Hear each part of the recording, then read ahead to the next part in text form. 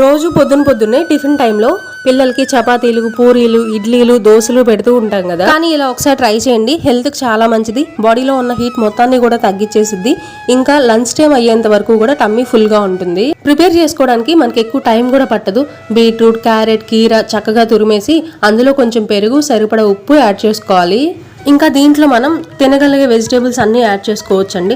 Tomatoes కానీ, onions కానీ, capsicum కానీ అన్నీ యాడ్ చేసుకోవచ్చు. కాకపోతే పిల్లలు అన్నీ తినరు కదా, అందుకని వాళ్ళు ఏవైతే ఇష్టంగా తింటారో అవి మాత్రమే యాడ్ చేసి ఇచ్చాను. చక్కగా తిన్నారు. ఇంకా ఈ వీడియో మీకు నచ్చితే లైక్ చేయండి, సబ్స్క్రైబ్ చేసి సపోర్ట్ చేయండి. పిల్లలు తిన్న తర్వాత వీళ్ళని స్కూల్కి రెడీ చేస్తున్నా అండి. ఫస్ట్ డే స్కూల్ అనమాట ఈరోజు. చిద్వి అయితే చాలా ఎక్సైట్ అవుతున్నాడు, కానీ చైత్ర ఫీలింగ్ ఏంటో మీరే చూడండి. మౌనంగా వెళుతున్నా, వెళ్ళాలని లేకున్నా, దూరంగా వెళుతున్నా.